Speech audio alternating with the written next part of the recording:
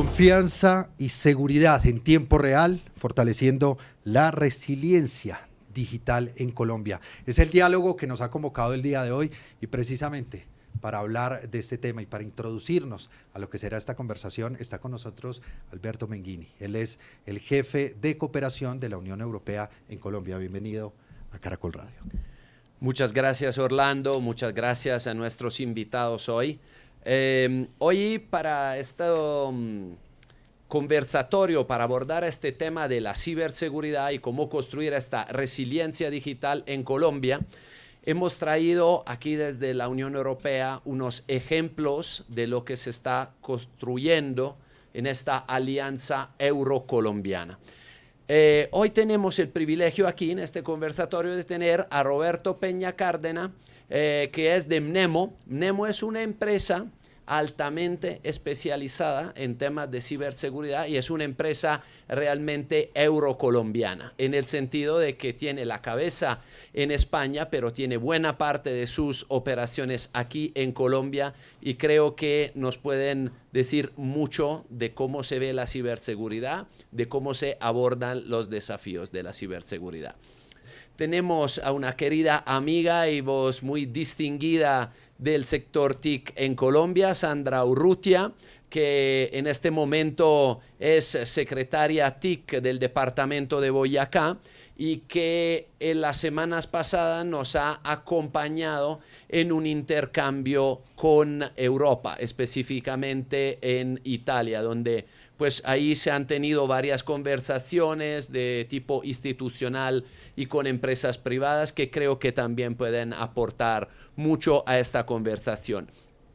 Y también tenemos el privilegio de tener a Caterine Duque, que es vicepresidenta del Banco BBVA, vicepresidenta de tecnología, y creo que sobra decir qué tan importante es la gestión de la ciberseguridad en el sector financiero. Entonces, de ella realmente nos interesa también desde la perspectiva de un banco también eurocolombiano, hispano-colombiano, que nos cuenten cómo están abordando estos desafíos y cómo generan esta confianza en sus clientes y en los ciudadanos.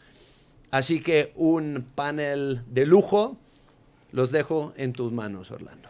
Pues muchas gracias, Alberto, por esta introducción que usted ha hecho con un panel de verdad de lujo, porque es que el tema de la vida digital se ha convertido en, para muchos, no solo en Colombia, sino en el mundo, en una nueva realidad. Casi que las personas estamos viviendo no solamente en entornos digitales, sino que hacemos transacciones a través de estos mismos medios, compramos, casi que nos abastecemos, también estudiamos a través de las diferentes plataformas e incluso interactuamos en nuestra vida social ya más con nuestro dispositivo de celular o digital que incluso con los mismos seres humanos. Y esto nos lleva, por supuesto, a unos retos muy enormes y es precisamente donde quisiera empezar. ¿Está Colombia preparada para asumir? Porque es que la tecnología va a una velocidad impresionante y cada vez vemos que cuando sabemos algo, y nos pasa en este momento con la inteligencia artificial, que creemos saber utilizarla, le hacen una actualización, le anexan un componente y esto va a una velocidad impresionante que a veces los gobiernos y los estados pues no están preparados para asumir esos retos. Estamos preparados y quisiera empezar entonces con alguien que estuvo además en el gobierno nacional, exministra, doctora Sandra. ¿Está Colombia preparada para asumir este reto? Bueno, esta pregunta es bien interesante porque yo creo que un ciberataque no es solo local. No es ahorita en mi responsabilidad que tengo como secretaria TIC en Boyacá, en una alcaldía o en un hospital donde nos hagan un ataque, sino que esto vulnera todo un ecosistema. Yo creo que estamos hablando de cerrar la brecha digital y en eso estamos enfocados, pero no podemos olvidar la brecha de ciberseguridad. Creo que algo que nos han enseñado los que ciberatacan es que ellos se dieron cuenta de algo muy pronto y es que las vulnerabilidades a veces no están en los sistemas cada vez los hacemos más robustos. ¿En dónde está la vulnerabilidad? En el ser humano. en la persona que de pronto por no leer los términos y condiciones abre o le da clic y entrega toda su información, o nuestros funcionarios que utilizando nuevas herramientas dejan toda la información en la nube. Creo que la ciberseguridad es de todos y es un tema que tenemos que hablarlo. Precisamente hemos visto en los territorios cómo hay unas cifras que nos demuestran unos datos, digamos, ejemplares donde nos dicen aquí hay un problema, pero yo creo que no se transparenta todo lo que pasa. Doctora Caterina, usted está desde el sector privado y es que Colombia, como el resto de los países, no es solo lo que hace el gobierno. A veces creemos que papá gobierno debería poner todas las reglas y hacer, pero desde el sector privado, al menos la banca es una de las que corre además los mayores riesgos. ¿Cómo está ese tema de la ciberseguridad y los ciberataques, pero también cómo ustedes se han preparado en Colombia? El sector financiero sabe que nuestra primer competitividad es la confianza que tienen los clientes en nosotros. Nosotros tenemos cada día más servicios digitales, como decías tú, el banco anda en nuestras manos y nosotros necesitamos todos los días ir acorde a proteger a nuestros clientes. Yo creo que BBVA tiene una ventaja grande y es porque al tener una sede inicial o una sede principal en Europa, tenemos un equipo regulado por las normas europeas que nos baja todos los reglamentos y todo lo que investigan para protección y todos los días trabajamos con un equipo importantísimo, grandísimo en el banco en cómo desde el ciclo de vida tanto de la innovación como el monitoreo de nuestro hardware y nuestro software es fundamental. Monitoreo 7/24, análisis de datos y reacción ante cualquier incidente inmediato. Pero yo creo que es súper importante lo que decía Sandra y es que nosotros venimos implementando muchísima tecnología, pero efectivamente estamos en organizaciones que ya vienen a hacer estafas a las personas y a nuestros clientes. Por eso es súper importante la educación y el ecosistema, como decía Sandra, sector privado, sector público, pero también los consumidores. Y ahí es un punto donde Roberto nos puede dar más línea, porque están realmente cada vez más tecnificados y preparados los ciberdelincuentes, o cada vez nosotros, los usuarios, somos más confiados y seguimos cayendo en contestar el link que llega por WhatsApp, en responder por teléfono y entregar datos que no deberíamos estar entregando. ¿Cómo evalúa ese riesgo, sobre todo en un país como Colombia, que a veces somos tan confiados, los colombianos somos tan queridos que nos roban fácilmente? No, bueno, no solamente en Colombia, pasa en todos los países. Sí. Precisamente Colombia tiene una de las iniciativas más potentes a nivel de seguridad que nace en el sector financiero, que hacer un CESIR, una agrupación gremial para proteger de manera conjunta a toda la ciudadanía, en este caso a los medios de pago y a todas sus transacciones y en su vida diaria y en su relación con su valor, que es el dinero, ¿no? Es extremadamente innovador porque no existe. De hecho, en Europa, precisamente en Italia, están viendo cómo emular este modelo de aquí de Colombia, por lo tanto es altamente innovadora. Lo que pasa es que sí es verdad que estamos ahora mismo en un momento de coyuntura, ¿no? Ahora mismo no podemos dejar toda la responsabilidad en el ser humano y decir es que no le des al clic o tienes que tener todas estas medidas de seguridad, que también, pero ahora mismo ha habido un cambio de hace 2 años hacia acá en la medida de ataque. Ahora mismo ha irrumpido la inteligencia artificial. Ya es muy difícil, extremadamente difícil identificar los ataques de manera veraz o de manera evidente de un primer vistazo. Por lo tanto, hay que cambiar también nuestro modo de operación en la seguridad. Es decir, ahora estamos en plena reflexión de cómo se debe afrontar esta medida. Y esto pasa por cambiar también de cómo lo afrontamos, desde la adquisición del conocimiento, la innovación, convertir esa innovación en capacidades y esas capacidades llevarlas a una capacitación de la ciudadanía. Es que estamos precisamente como en una disyuntiva entre que la tecnología siempre nos ayudó a protegernos, la tecnología siempre se usó de alguna manera para fortalecer esos mecanismos de seguridad, pero ahorita la inteligencia artificial es que la están usando los mismos delincuentes para vulnerar la misma seguridad que se crea a través de la tecnología. Es un panorama como que lo deja al ser humano casi y muestra sus mayores vulnerabilidades, y es esa dependencia de estas tecnologías, Roberto. No, totalmente. De hecho, voy a poner un ejemplo de cómo ilustrativo de un modelo de ataque actual. Ahora mismo, y esto está en la noticia, sí, está ocurriendo ahora mismo y además de hace 2 días, un ataque normal lo que hace es entra en el sistema, busca dónde puede descargarse un modelo de inteligencia artificial muy pequeñito.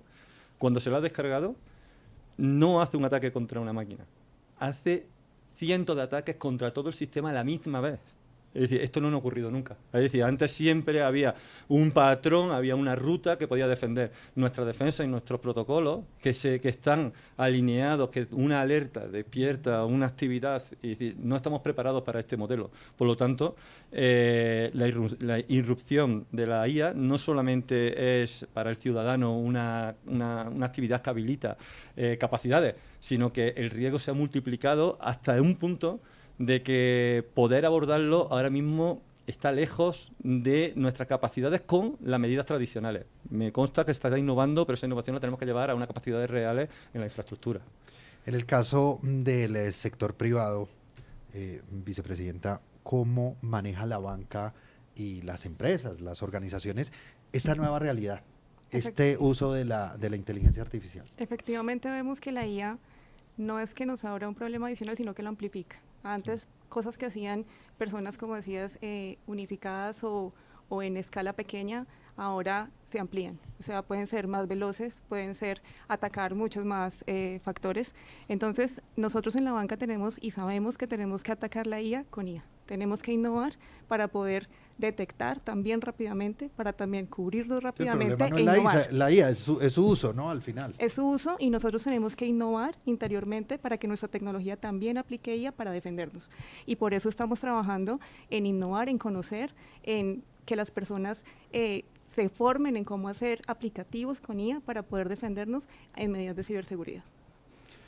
En el caso de exministra, además secretaria hoy de TIC del departamento de Boyacá, el sector público, ¿cómo hace? Porque es que además hay unas complicaciones en materia de contratación, de lanzar licitaciones, y mientras van todos esos procesos un poco burocráticos, a veces los delincuentes van actuando y van a una velocidad impresionante. Cuando ustedes sacan la herramienta, casi que ellos tienen ya la contraherramienta lista. Entonces, ¿cómo manejan esa evaluación de riesgo y cómo contienen esos riesgos también en el sector público? Bueno, hemos sobrevivido a varios ataques porque no somos ajenos a esta realidad, y esa es la resiliencia digital, saber cómo no afectamos nuestra prestación, porque de nosotros depende la vida de todo, en mi caso, de un departamento o de un país. Claro.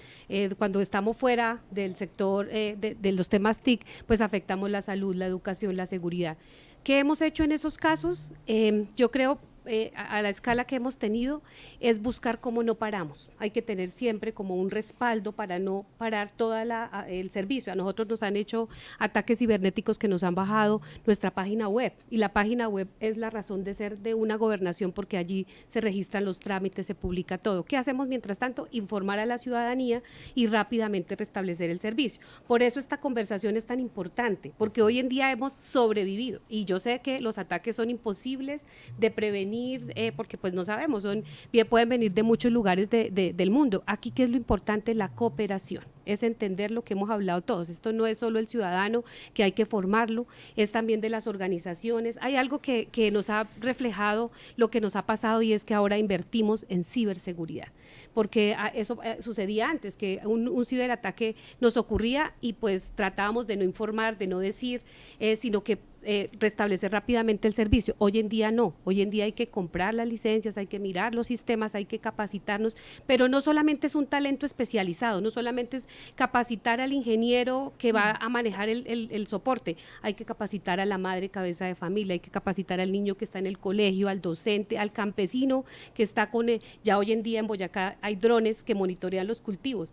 Hay que capacitar a toda la sociedad, y los servidores públicos son claves, porque hay muchos datos públicos que por la IA los subimos a los sistemas, pero sabemos todo el marco ético, sabemos creo que aquí es necesaria una institucionalidad, no solo que se quede a punto de Colser y de CECIR, que el bancario pues para nosotros es un ejemplo, sino que se requiere, y lo digo porque pude conocer de primera mano lo que pasa en Europa, lo que pasa en Italia, y aquí, por ejemplo, o en Italia, en ese caso hay una institucionalidad muy robusta, hay varios ministerios, hay una hegemonía desde el punto de vista del nivel más alto que piensa y que ve todo el ecosistema, y algo que me gustó mucho, hay autorregulación.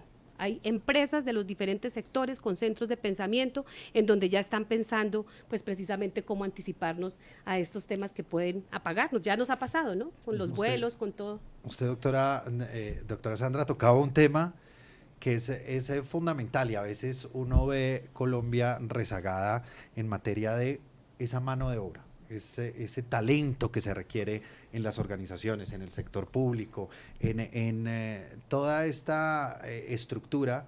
Por un lado, pues usted me dice, estamos capacitando, pero sí hay en este momento disponible en el mercado ese talento, o requiere Colombia que metamos más la mano en materia de educación, de oportunidades, de becas y de formación, por ejemplo, para estos jóvenes talentos que se necesitan. Definitivamente, cuando estamos en la administración pública, todas estas planteamientos y desafíos hay que verlos como oportunidad. ¿Qué queremos en Boyacá? Que nuestros jóvenes no se vayan del campo, que puedan, llevando tecnología, ¿por qué no tener unos expertos en ciberseguridad? En este momento la respuesta es no los tenemos, los estamos formando, pero hay un déficit de este talento digital, y lo que decimos es inviertan en Boyacá, que allá hay gente muy pila, que sabe de matemáticas, de pensamiento crítico. Sabes que he encontrado mucho talento en la formación desde las instituciones educativas. Hace poco hicimos un evento en el cual hicimos una hackathon y el grupo se llama Error 404. Todos lo conocemos, claro. Y empezar a ver cómo ven ellos la tecnología, porque son arenas blancas. Ajá. Que empiezan a ver cómo, y les hemos enseñado algo, y es la pertinencia en su territorio. Entonces creo que tenemos el talento, creo que ahí está esos cerebros que necesitan esas herramientas. Falta formación, oportunidades, sí, acceso. Cooperación, que estos, ya los que nos llevan un camino, que vean que nos vean a nosotros, y yo creo que eso no pasa solamente en Boyacá, pasa en los demás departamentos y pasa en Latinoamérica y en todos los que tenemos como esta realidad de nosotros, en donde tú naces, de donde tú naces depende las oportunidades que vas a tener. Si naces en una ciudad en donde hay conectividad, donde hay buen colegio, claramente vas a tener unas oportunidades diferentes que si naces en una vereda. Eso es lo que nos motiva a nosotros, a que ese niño de la vereda tenga las mismas oportunidades que el que nació aquí en Bogotá. Director, ¿esto cómo funciona en el mundo? Digamos, usted dentro de esta organización a la que pertenece, pues además es una multinacional, tiene presencia, frente a Colombia, frente a otros países, está muy rezagado, hay un déficit muy grande en materia de ese talento que ustedes requieren a la hora de la contratación y de garantizar esa seguridad. No. De hecho, una de las principales iniciativas a nivel de formación que he visto a nivel mundial la hizo Colombia a través del SENA. Hizo una formación masiva de expertos en ciberseguridad en diferentes niveles, que fue muy relevante. Yo invito a que se siga haciendo y que se continúe con ello. Se están nombrando aquí durante esta conversación temas muy importantes. Hay que tener en cuenta que la ciberseguridad no es una herramienta más o no es una vía técnica más dentro de la tecnología. Es la vía de la tecnología, es transversal, es la única capa que abarca cualquier diseño tecnológico. Y es más, formarse en ciberseguridad aporta un valor extra. Es que todas esas personas jóvenes que se formen en ciberseguridad, da igual luego la vertical en tecnología que se vayan a realizar, la van a aplicar por diseño. Ahora mismo no. Ahora mismo es justo al revés. Primero se implementan las medidas tecnológicas y después implementamos la seguridad. Eso es lo que ha provocado el problema que tenemos hoy en día. El cambio generacional, la formación de base en ciberseguridad e implementarla desde la base va a hacer que no estemos en el punto que estamos. Pero también es verdad que la formación hay que cambiarla. Es decir, hay tres vectores. Una es la cantidad de jóvenes que formamos, otra es la calidad de la formación que le damos y otro es el método. Como comentábamos antes, el método está cambiando ahora. Si no somos capaces de modelar esos tres vertientes, no seremos capaces de darle esa calidad y lo que necesita. Pero a la pregunta de manera radical, que me voy, pero la pregunta de manera radical es sí, está muy avanzada. Ha tenido iniciativas de referencia. Hay algo que en el sector privado, en materia de talento humano, se requiere de manera significativa, porque un poco el sector público se renueva la gente, se renuevan los equipos siempre, pero ustedes tienen, y algo que funciona muchísimo en la banca, es esa confianza del personal, la formación del activo propio, que lo tienen gente que es mensajera, se vuelve cajero, llega y hoy en día son presidentes, vicepresidentes, directores de oficina, gerentes, que es algo que en Colombia pues genera un sentido además de pertenencia. En materia de esta formación de estos talentos, ¿también han encontrado ustedes una vía y dan oportunidades a quienes están trabajando en el sector privado para que puedan formarse, entender cómo funciona esto y ayudar a su organización a blindarse también en ciberseguridad? Es una gran oportunidad. Además que yo creo que el sector, tanto privado como público, debe fortalecer tanto beneficio económico, emocional, como retos hacia estas personas. Requerimos que las personas les apasione estudiar esto, que quieran desempeñar este rol y que quieran mantenerse en ese rol. Y yo creo que, como dice Alberto, desde las empresas tenemos que formar, además, porque, por ejemplo, el sector financiero, nosotros desde la concepción de cualquier servicio, desde el diseño, tenemos la ciberseguridad, tenemos el concepto de ciberseguridad. Por eso para nosotros es primordial tener las personas necesarias para que todo se diseñe con este estándar. Necesitamos también que la formación sea de calidad, que las personas conozcan el negocio, que las personas conozcan la experiencia de cliente y cómo todo esto se combina, porque nosotros necesitamos que los clientes se sientan seguros, pero que también tengan una experiencia de cliente, que se sientan satisfechos con el servicio financiero. Entonces, esto es súper importante en toda la cadena. También hay un tema ético con la inteligencia artificial, cómo aplicamos la ética. Entonces, es algo que estamos potencializando todos los días y la verdad es que estos roles son necesarios y tenemos que tenerlos en toda la cadena, y no solo tecnológica, de procesos. Y que sea una cultura no solo del ingeniero que diseña, sino de todo el que está dentro del círculo de lo que hacemos y diseñamos tanto en procesos como tecnológicos. Tocaste un punto muy importante, que es el usuario, es la persona final a la que y por la que nos debemos todos. Quien nos está viendo en este momento, yo saco el celular, a los tres les voy a hacer la misma pregunta y cada uno me da un tip. ¿Cuál es el error más común que cometo yo cuando cojo el celular? ¿Qué es lo que ustedes más observan? Bueno, yo creo que hoy, y lo que te decía antes, es que los ciberdelincuentes están estafando a los clientes. Entonces, llaman suplantando al banco diciendo que tienes que hacer un movimiento financiero ya, o si no te van a bloquear la cuenta.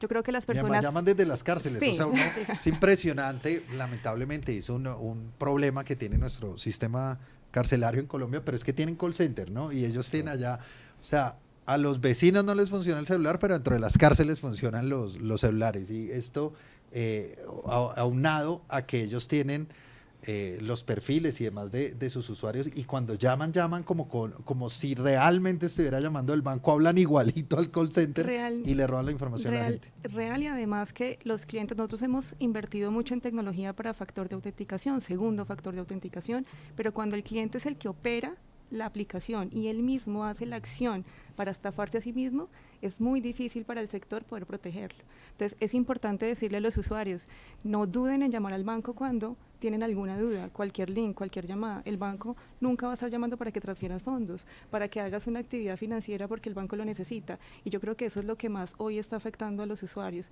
Y los usuarios sienten y se sienten un poco estafados por el sector financiero, pero al final es un tema de educación. Sí, es un tema, exacto, pero si ustedes ven, es el mismo cliente que opera, entra con su rostro, entra con su huella, entra con su clave. Entonces necesitamos que las personas sepan cómo paran y nunca duden en llamar al banco, en llamar y decir, ven, antes de hacer cualquier acción, llamar y saber que es algo verídico. Doctora Sandra, exministra, directora ahora, más bien secretaria de TIC de Boyacá. ¿Cuál es el error que cometo yo apenas con el celular? Bueno, yo creo que no leemos. Nosotros nos vamos es por las imágenes y nos vamos por otros factores que nos distraen, pero no hay como esa conciencia de saber que la tecnología es un mundo maravilloso y que definitivamente soy una convencida que genera muchas oportunidades y que en nuestra tierra hay mucho por hacer. La tecnología definitivamente cambia vidas. ¿Cuál es el tema de fondo que yo veo en el ciudadano? Es que uno tiene que ser consciente siempre, que estar mirando a qué le estoy dando clic, que por ver la foto rápidamente no me doy cuenta de que hay una cuando muchas veces los avisos están, sino inmediatamente. Hoy en día cuando se compra un celular no se compra por la capacidad ni por lo bonito que está por fuera. ¿Por qué lo compramos? Pues por la foto, por temas que no saben manejar nuestra psicología. Entonces yo creo que es un tema de educación, de formación, pero sobre todo de conciencia, de lo grave que puede ser que tomen tus datos y que te vas a meter en un problema muy grande. Entonces, ¿qué decirles? Que este sector hay que confiar, es un sector bueno, que mire, estamos pensando siempre en los usuarios, pero necesitamos algo de los ciudadanos. Lean. Roberto. Yo voy a utilizar un símil que suelo utilizar mucho y que creo que es bastante descriptivo.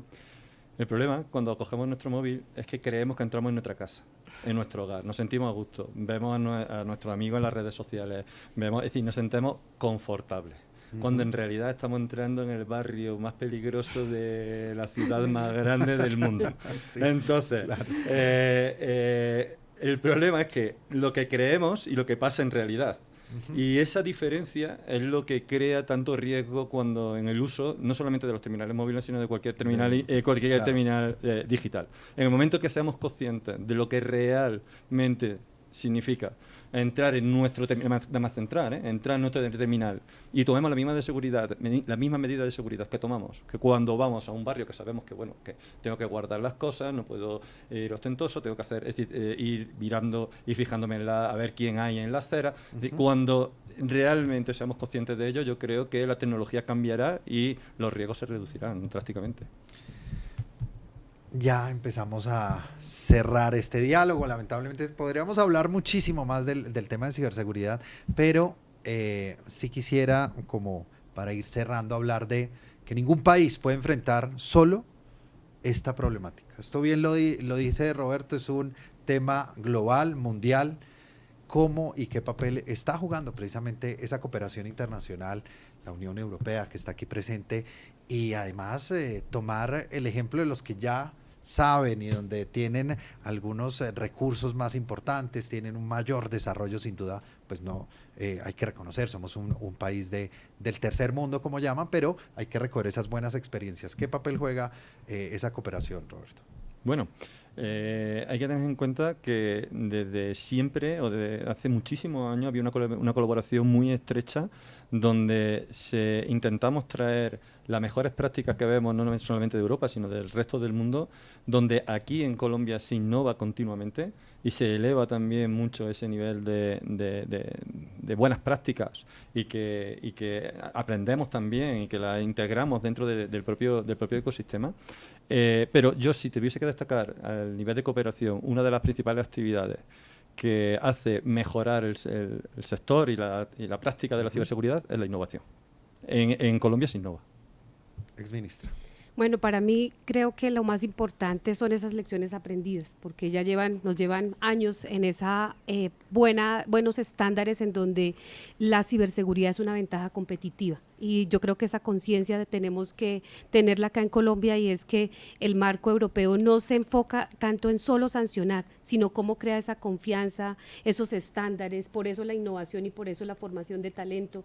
No lo ven todo como un tema de qué pasó y esperemos a ver cómo se soluciona, sino que por el contrario están de la mano el gobierno, las empresas, la academia, la ciudadanía. Entonces yo creo que es esas lecciones y la generosidad con la que nos apoyan a nosotros en espacios como estos, en lo que hemos podido trabajar muy de la mano con nuestras comunidades, que están no solamente desde el punto de vista de buscar negocios, que eso es natural y está muy bien, sino que también es cómo pueden impactar una comunidad para mejorar la vida de las personas. Entonces creo que el enfoque humanístico, eso es el mayor legado y lo mejor que uno puede sacar de la cooperación, porque aquí hay que ver que los riesgos son globales. Lo que le pasa a Colombia tiene una incidencia en cualquier lugar del mundo, y como tú lo decías ahorita, Roberto, hoy en día los ataques no sabemos de dónde vienen ni de qué lado del hemisferio. Esto es un tema mundial y yo creo que eso destaco mucho de la cooperación, de que ven el tema en una manera holística en donde el centro está el ser humano.